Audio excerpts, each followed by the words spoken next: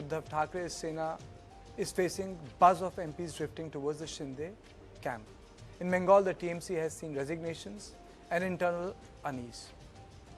In Aam Aadmi Party, Rajya Sabha MPs quit, including Raghav Chadda, and now in Uttar Pradesh, OP Rajbhar has claimed that Samajwadi Party could be next in line. But the bigger question remains, is the opposition being broken by the BJP or is it collapsing from within? Maharashtra is the latest flashpoint. Reports of UBT MP moving towards the Shinde camp have put Uddhav Thackeray's party under pressure again. For the BJP-Shinde alliance, this is political momentum. For UBT, it is another survival test. हमारे साथ है sir, अभी आप Lok Sabha speaker से मिल के आ रहे हैं, क्या लोकसभा स्पीकर साहब लोगों ने मांग की है? लोकसभा स्पीकर साहब से इतना ही रिक्वेस्ट किया है, अगर कोई आता है हमारा नाम लेकर के हमें शिवसेना है, हमारा एक गढ़ शिवसेना है, तो पहले हमारी बात सुन लीजिए, हमने क्या बोला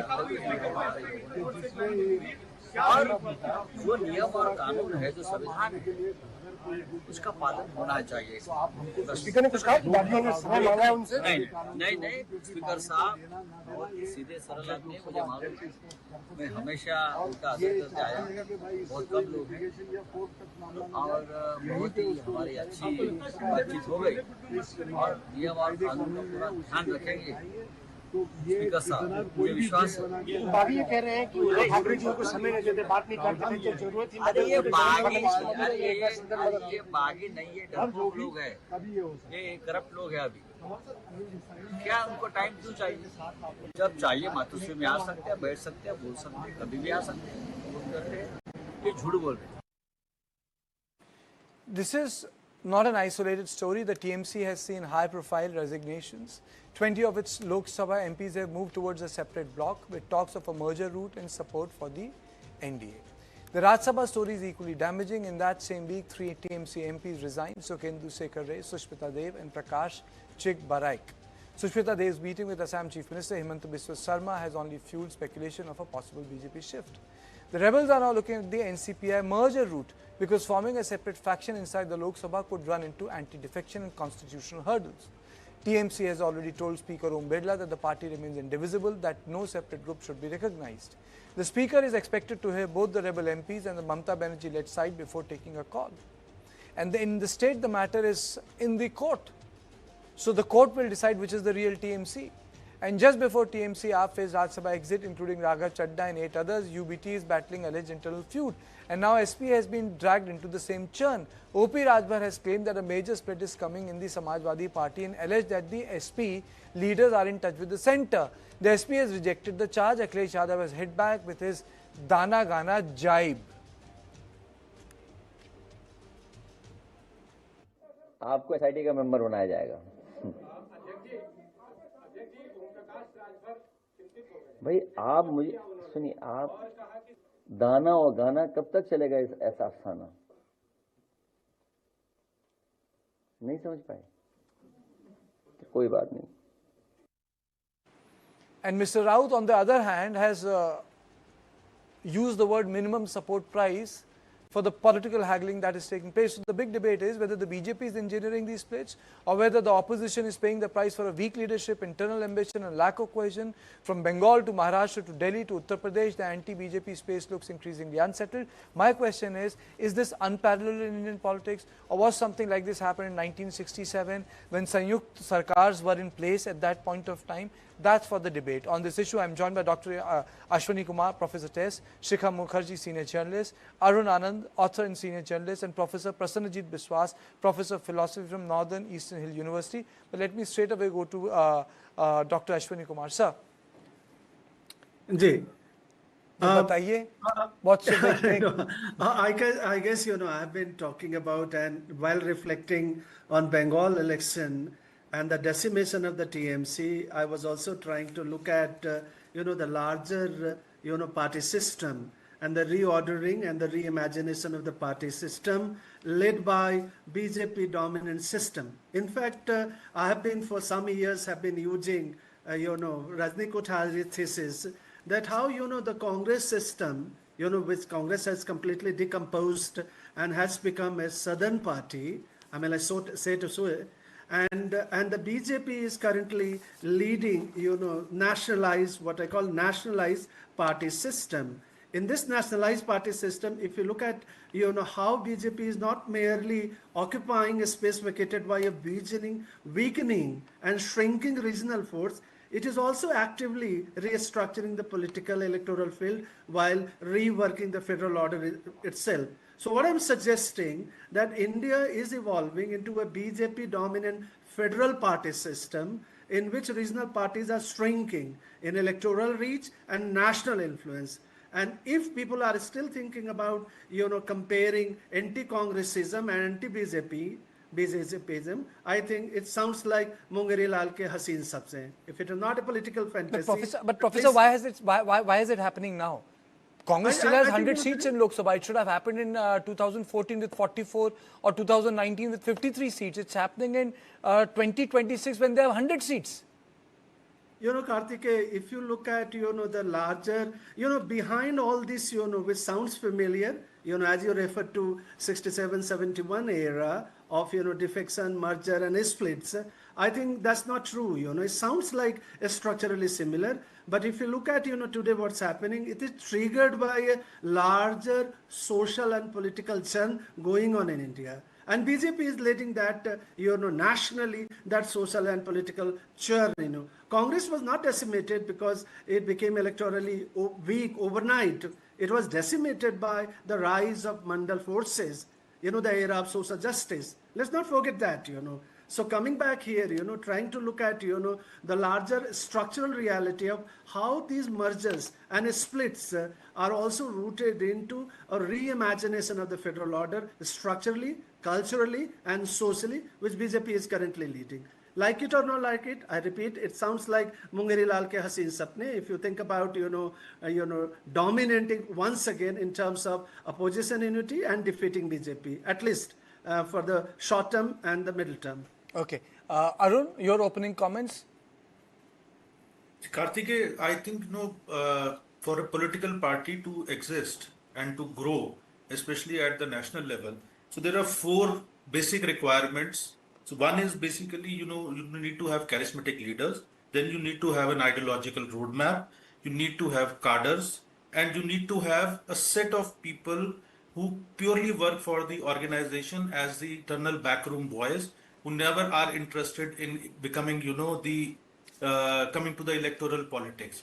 Now, if any of these elements are missing in one or in any political party, so its growth, it might, like as you said, that Congress has got 99 seats or 100 seats, but that is not sustainable. And especially, see, every political party tends to lose elections. BJP was at 2 in 1984. So when such things happen, if you have an ideological fulcrum which is there, then you can always bounce back. But if power is the only ideology which you are pursuing, so then you have a problem. And in fact, the decimation of Congress started, from late 1960s onwards, when Congress lost its ideology and it became a pocket borough of the Gandhi family. Earlier, Congress still had a certain kind of basically ideology.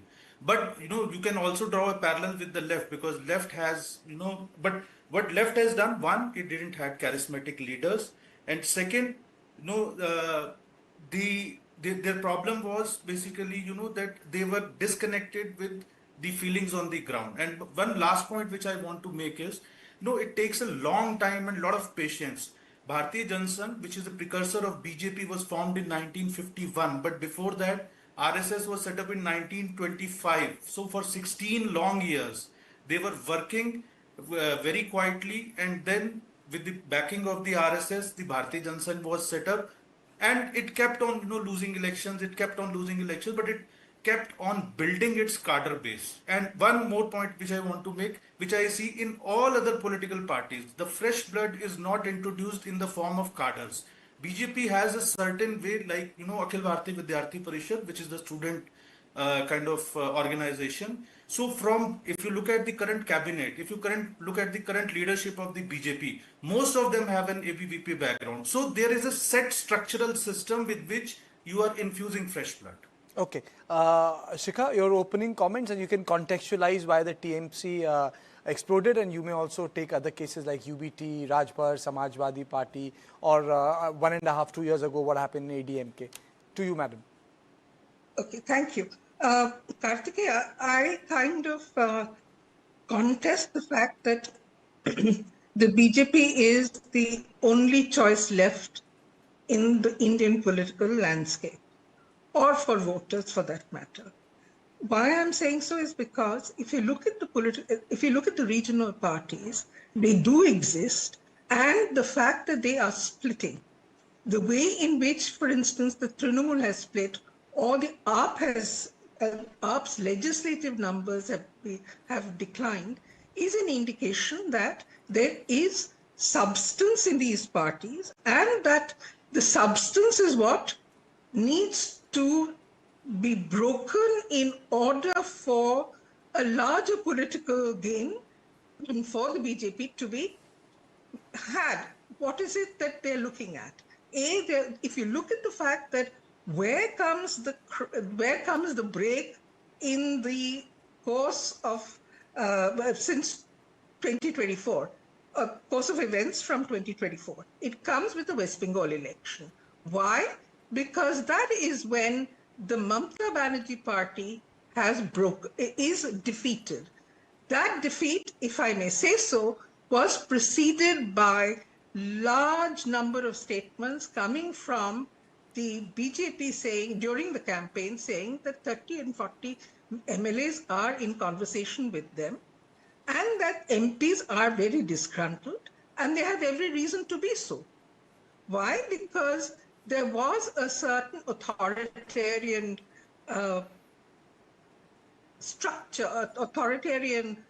form of management within the Trinamool Congress, which was causing a lot of people a lot of discomfort. But the fact is that, they put up with the discomfort till the defeat happened. Okay. And that is where the break comes. But if you look at the way in which it has broken, it's fascinating. All the concentration about the break that we are discussing at this point in time is of the parliamentary party. We are not talking about the legislature party. The parliamentary party, if you know, as you do know, they sort of said that we are going to sit as a separate bloc, then realized that the defection law would hit them, and then comes these consultations in the House of Shikha, I'll come to you. I think there's a little break in your line. Let me fix that. Prasanajit, your comments, is BJP bringing about these splits, or they are happening because the leaders in these regional parties feel that, they don't have any future there. Like Sushmita said, that there is no politics for me if I stay in Trinamool. I have to be part of BJP. People like Sushmita are sort of greenhorns in politics. They are not to be taken seriously. What Mamata Banerjee is doing, what Akhilesh Yadav is doing, what Uddhav Thackeray is doing, that has to be taken very seriously. And that is where federalism lies. Federalism is in terms of equity-based participation. It's not in terms of clandestine breaking of the party and doing some machinations by which a party can be broken overnight. And party is broken by paying money, by taking this money from the corporate, from various kinds of crony capitalists, and that is a dangerous tendency in Indian democracy because it will sell off all our national resources, it will privatize all our mines, it will destroy all the forests, it will take away all the livelihoods. And therefore the larger political economy issue cannot be subsumed under so-called federalism that Oshin has been speaking about. Federalism has to be understood in terms of political economy, Professor Kumar, and then we will understand which actors are playing which role, why they are getting sold off, why they are changing sides. All these are causal and consequential matters. These are not happening in vacuum.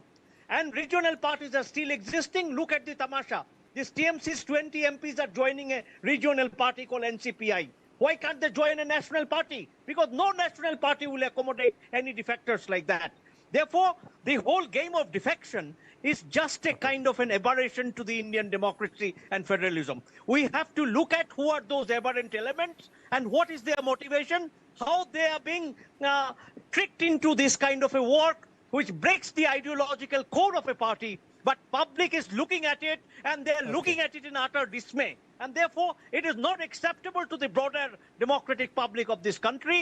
And they are making themselves a laughing stock, losing all legitimacy. And therefore, this kind of an action is utterly condemnable, I would say. Okay, because you referred to Professor Kumar, I'll go to Professor Kumar, but it's time for a mandatory break, and everyone understands that on TV some breaks are mandatory, you need to take them. But my question, apart from what you want to take from Professor Prasannaji, are we looking at a second republic, Professor Ashwini Kumar? Is this a second republic? And second question, which are after the break, are we also looking in the future of the history of the nation? Are we looking at a party state where a single party plays a predominantly important part, which has been mimicked in certain successful, or it has been mimicked in China, for example. It's a party state. So are we looking at a primacy of a single party in the order of things? These are two questions I ask, but after a short break, mandatory break.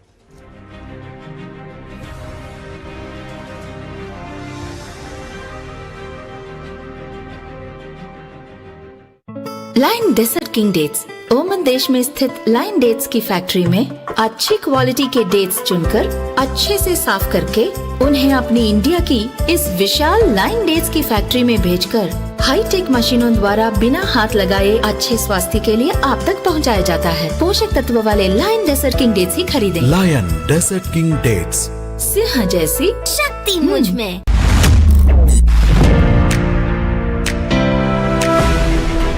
On October 2nd, 2014, India took a step towards cleanliness, and today the country is rapidly progressing towards Clean India, Healthy India. Prime Minister Narendra Modi launched the Swachh Bharat mission from the nation's capital by personally picking up a broom and participating in a cleanliness drive. Seeing the Prime Minister lead by example, millions of citizens resolved that a garbage-free India is our responsibility, and neither will we litter nor will we let others litter. हमारे देश का प्रधानमंत्री खुद सड़क पर उतर के झाड़ू लगा रहा है, तो आम आदमी के दिल में ये हुआ कि जब हमारा प्रधानमंत्री झाड़ू लगा सकते तो हम क्यों नहीं लगा सकते?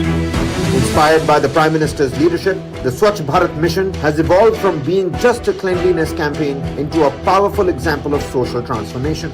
स्वच्छ भारत मिशन की ये यात्रा करोड़ों भारतवासियों की अटूट प्रतिबद्धता का प्रतीक है। Following the mantra of Swachhata Hi Seva, Prime Minister Narendra Modi's government has facilitated the construction of more than 120 million toilets over the past 12 years. Through this campaign, over 5 lakh villages have been declared open defecation free. In addition, to prevent diseases caused by contaminated water, piped drinking water has been provided to more than 160 million families. And to ensure access to healthcare for every poor citizen, more than 430 million Ayushman cards have been issued under the Pradhan Mantri Jan Arogya Yojana, enabling eligible beneficiaries to receive medical treatment coverage of up to 5 lakh rupees. Furthermore, more than 1,80,000 Ayushman Arogya Mandirs have been established to strengthen primary healthcare services across the country. Through the Prime Minister's decisions and policies, India has covered significant ground in its journey from cleanliness to prosperity. Digital arrest, take part. A warrantless. You are under digital arrest. Cut. Vigilante. Oh, vigilante. ये है असली arrest. Digital arrest is 100% fake. It doesn't exist. Pause. Don't act. ऐसे और भी frauds की जानकारी के लिए विजिलेंटी को फॉलो करें। आगे आगे आगे पावर से रहे आगे आगे पुशर से Thumb in your roots, thumb in your bones, rose be your Amul दूध and go for gold. आगे आगे बढ़ती है दौड़ती है दुनिया, अमूल दूध पीती है दुनिया।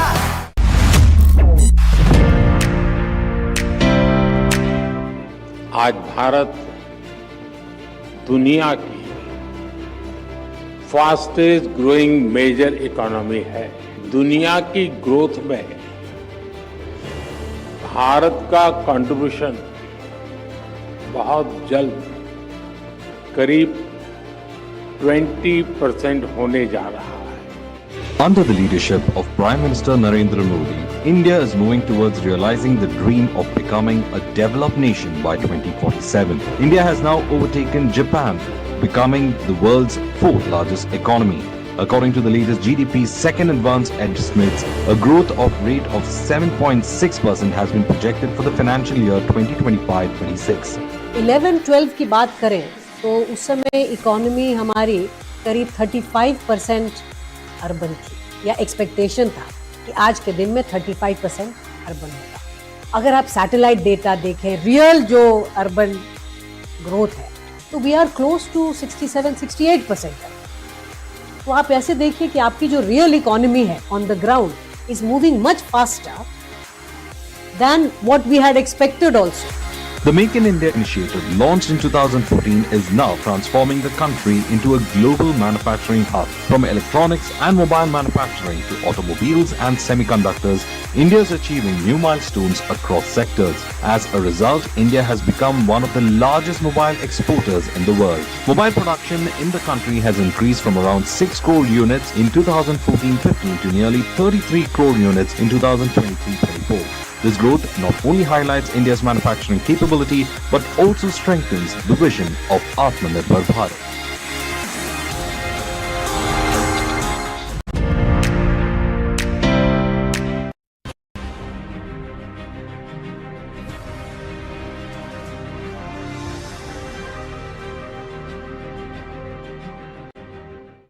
Okay, so let me straight away go to Professor Ashwini Kumar. Professor Ashwini Kumar. Yeah, Karthikeya, let me come back to the first, a very significant, I think, fundamental proposition that you have posed to us. Indeed, I would argue, looking at the trends, qualitative trends rather than quantitative trends in the last 20 years particularly, and it's not just limited to the rise of BJP since 2014, we must recognize, both as a political scientist and sociologist, that India is presently experiencing large demographic, ideological and political shifts. And it enables us to look at, whether India continues to remain stuck with the First Republic, it's a matter of interpretation also, and also reflects, long-term, trends, social political trends. So I would argue that India is on the cusp of Second Republic, and this Second Republic will be completed once BJP has successfully implemented and achieved one nation, one election and delimitation. I have been writing on delimitation and also Second Republic in my last, research, that, once this will fundamentally altered and India will transition from a Nehruvian First Republic to a BJP dominant, not hegemonic, I would qualify, to Second Republic.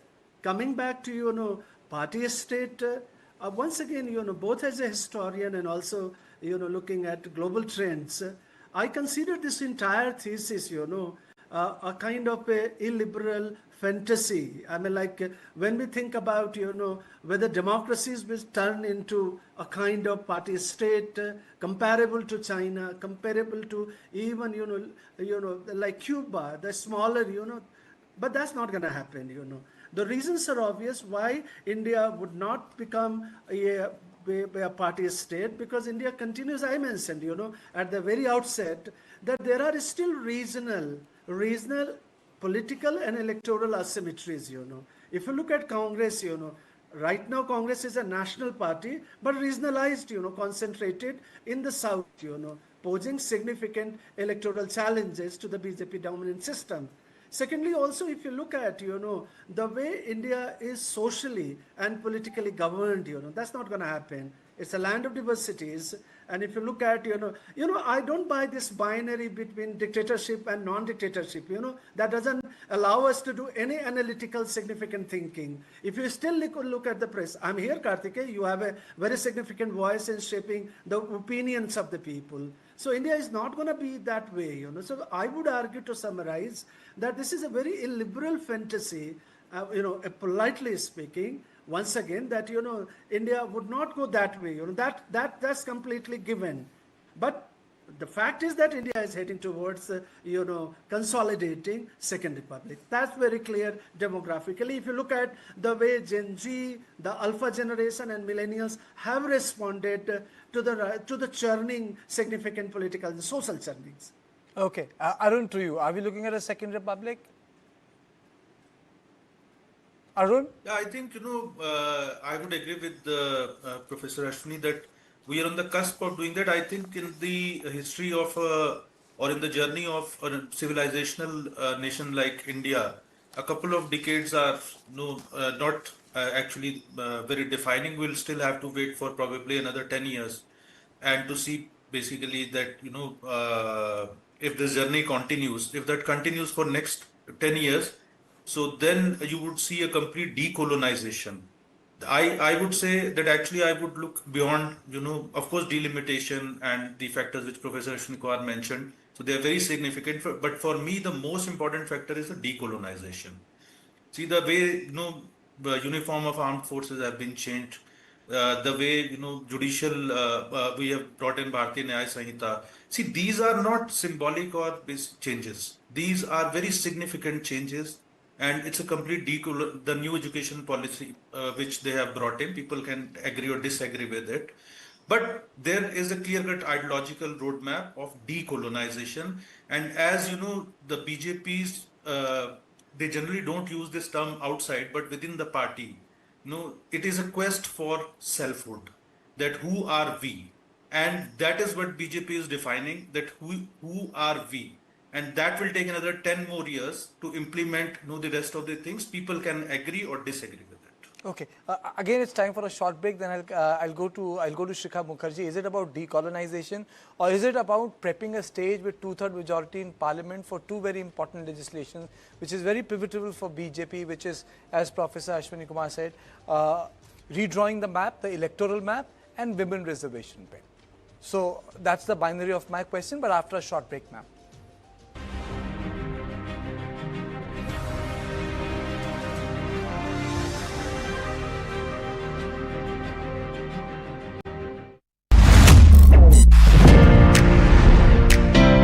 आज सम्मान निधि की ये योजना देश के छोटे किसानों के लिए सामाजिक सुरक्षा का एक माध्यम बन गई। एक क्लिक से करोड़ों किसानों के बैंक खाते में सीधे पैसा जमा होता है। दुनिया के विकसित देशों में भी ऐसा संभव नहीं है।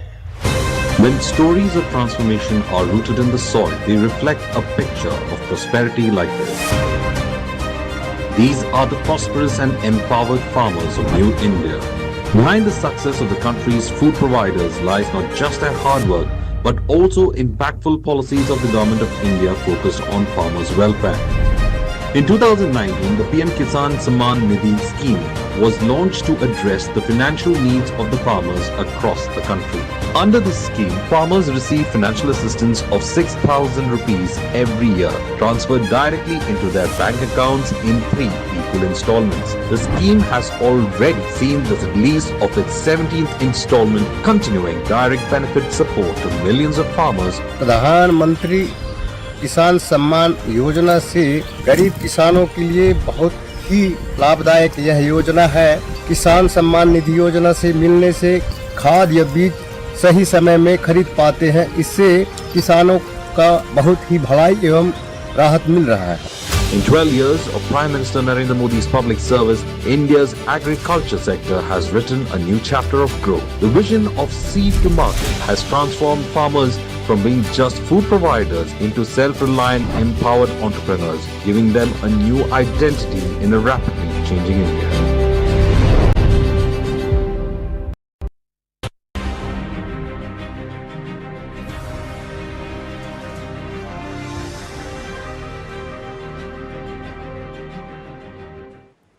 So, Shikha, is it about the Second Republic, decolonization, or mustering of majority in both houses of Parliament for a very pivotal project?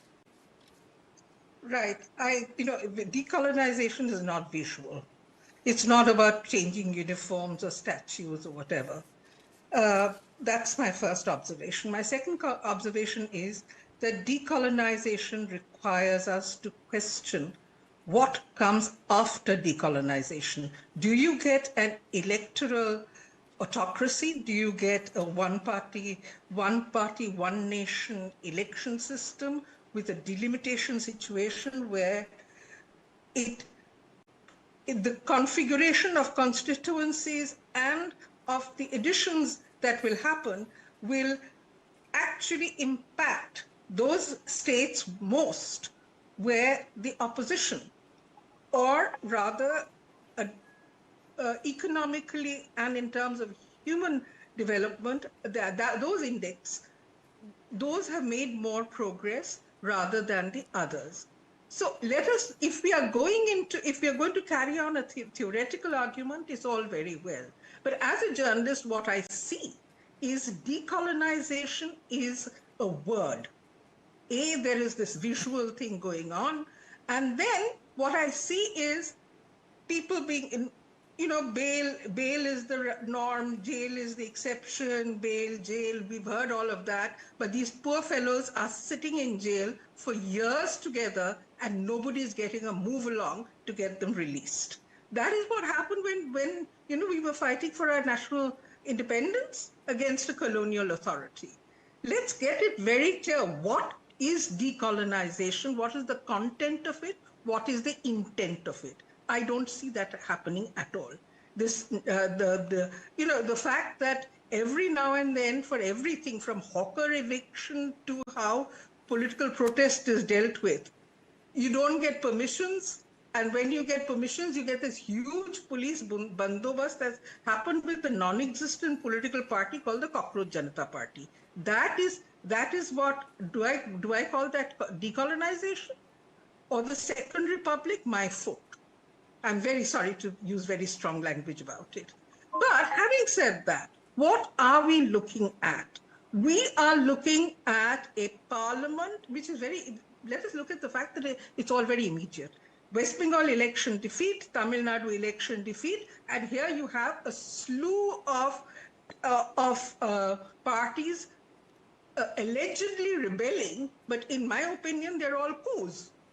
They're coups by 20-odd MPs, by 60 MLAs, all of them trying to grab what is the party. Why?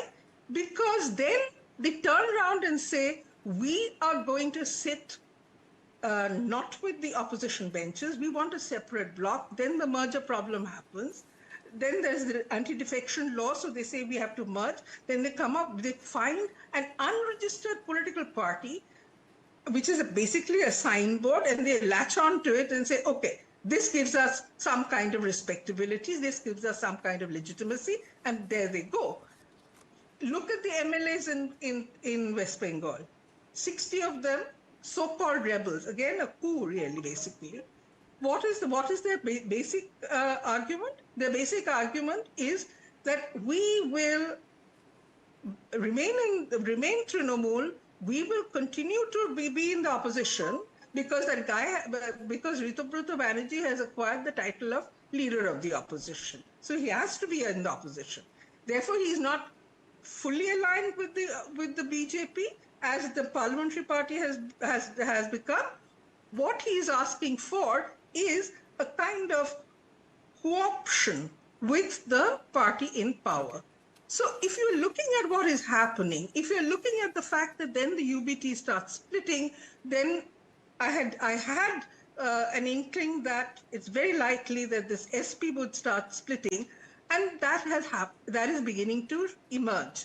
So what you're having is a parliament where the BJP was a minority government, and today it is moving rapidly towards a point where it can more or less become a majority, or it can figure out how to get the majority without any problems. No problems with a defeat on the floor of the House over electoral reforms, over women's reservation bill, over anything else. You happily move right through it, and there's absolutely no problem. Okay. That's what we're looking at. Okay. Prasannaji, is that what we are looking at? I think, a second republic will require shunning the constitution. Why it do you will say become because constitution doesn't allow a second republic. The republic is established once and for all. And constitution is the very guiding principle, the very basis of that republic. A second republic will require a second constitution.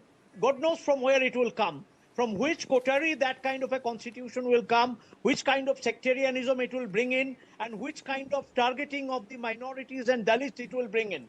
So therefore, this whole idea of second republic is like talking about Professor, a just wait. I'm not interrupting. Just wait for a minute. It's a slight detour. Please, all of you, please stay with me. These are visuals which are coming in for France. Just let me show them. This is the bilateral meeting which is taking place between Donald Trump and Prime Minister Modi. We had in particular some very good conversations with Prime Minister Modi, India, and we're doing trade deals. We're doing a lot of things. A lot of things are happening between the United States and India. The United States is doing the best we've ever done. We have over $19.2 trillion coming in, and we're building factories. We're building everything. And Prime Minister is building a lot in the United States. He's spending a lot of money in the United States, so we appreciate that job.